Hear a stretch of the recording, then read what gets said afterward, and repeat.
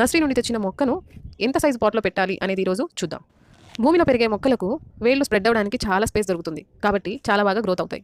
అయితే మనం డాబా మీద గార్డెనింగ్ మొదలుపెట్టినప్పుడు మన మైండ్లో ఎంత పెద్ద కుండి ఉంటుందో అందులో అంతే ఎక్కువ మట్టి పడుతుంది. కాబట్టి దానివల్ల మొక్క యొక్క వేళ్ళు బాగా స్ప్రెడ్ అవుతాయి, భూమిలో లాగా అంతే బాగా గ్రోత్ అవుతాయి అని.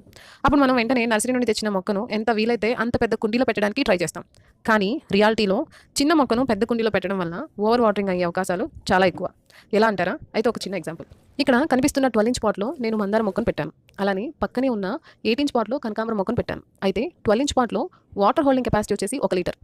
కానీ 8 inch pot water holding capacity వచ్చేసి 200 ml మాత్రమే.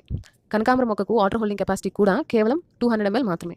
ఇప్పుడు ఒకవేళ నేను కనకాంబరం మొక్కను 12 ఇంచ్ పాట్లో పెడితే వాటర్ అనేది కుండీలో ఉన్న మట్టి మొత్తం కూడా తడిచేలా ఇవ్వాలి. మట్టి ప్రకారం చూస్తే వాటర్ క్వాంటిటీ అనేది సరిపోతుంది. కానీ ఒక చిన్న మొక్కకు ఇది చాలా ఎక్కువ. ఆ మొక్కకు అంత అవసరం లేదు. కానీ ఇన్ని వాటర్ ఇవ్వడం వల్ల నీళ్లు ఎక్కువగా కుండీలో నిలుస్తాయి.